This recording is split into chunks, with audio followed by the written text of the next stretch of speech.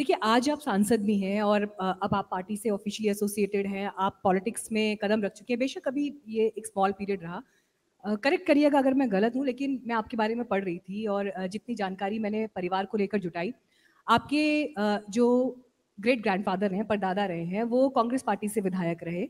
आपके दादाजी आईएएस भी रहे, कांग्रेस पार्टी के नज़दीक भी रहे। पिताजी को लेकर भी मैंने पढ़ा, लेकिन नहीं, वो हालाँकि आई एम नॉट श्योर। उस टाइम पे कांग्रेस ही जी, होती लेकिन थी। मैं ये जानना चाह रही हूँ, हाँ, ठीक है, मैं लेकिन ये जानना चाह रही मेरे हूँ। जो परदादा हैं वो फ्रीडम फाइटर थे। उन्होंने महात्मा गांधी जी के पास, जी, उनके पास हैंड रिटन लेटर है महात्मा गांधी के। जस्ट एक तो एक उस टाइम क्वेश्चन पे दूँगी मैं। सिर्फ कांग्रेस ही थी।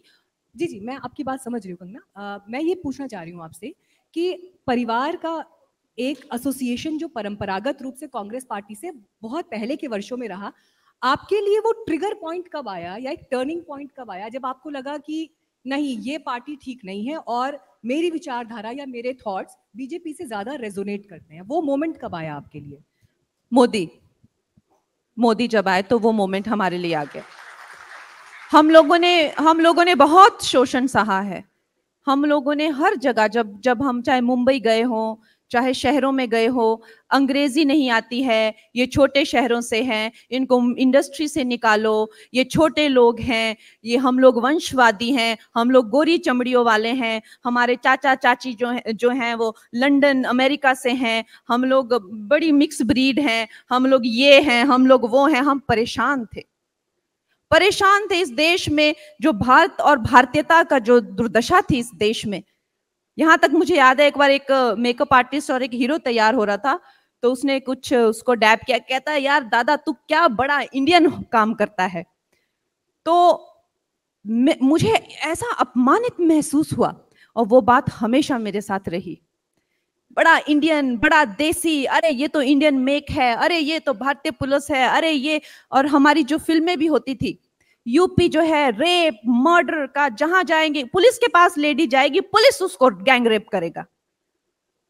कब तक हम सहते, कब तक हमारा बुरा हाल था। और फिर भी लगता था कि देश को छोड़ के चले जाएं। 2009 2010 में मैंने अमेरिका में घर भी ले लिया। जो भी छोटे बहुत पैसे थे, एक कॉन्डो कैलिबसिस करके कैलिफोर्निया में। मैंने कहा क्या, कहाँ जाएं, कहाँ। इस देश की दुर्दशा देख के बहुत ज्यादा निराशावाद हो जाएंगे नहीं तो। और फिर उदय होता है एक ऐसी चेतना शक्ति का, जिसने जन जन में जो है भारतीय होने का एहसास दिलाया।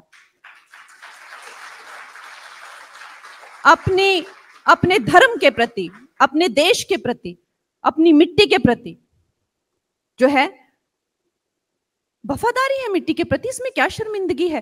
पर उस टाइम पे आप बता नहीं सकते थे, अरे ये बड़े देशभक्त टाइप हैं। वो भी एक टाइप थी। हिंदीवादी टाइप है, वो भी एक टाइप थी। टेम्पल टाइप है, वो भी एक टाइप थी। और अगर आप इन टाइपों में दिखेंगे तो आप पकड़े जाएंगे। हम परेशान थे और फिर ऐसी चेतना शक्ति का उदय हुआ। और मैं नहीं कहूंगी कि वो मोदी जी तो कब से भटक ही रहे थे, कभी हिमालयों में, कभी कहीं, उनको कौन पूछता था। ये जो चेतना शक्ति है समस्त भारतवर्ष में आई और उन्होंने बोले हम भारत को चुनेंगे, हम भारतीयों को चुनेंगे। और तभी तो मैं कहती हूँ हमें स्वतंत्रता मिली, हमें मानसिक स्वतंत्रता मिली और हमें संवैधानिक स्वतंत्रता मिली जब हमने अपने लोगों को चुना इस देश में। अगर आप ये वीडियो YouTube पर देख रहे हैं तो हमारे चैनल को सब्सक्राइब करें और बेल आइकन को दबाना ना भूलें। अगर आप Facebook पर ये वीडियो देख रहे हैं तो हमारे पेज को लाइक करें।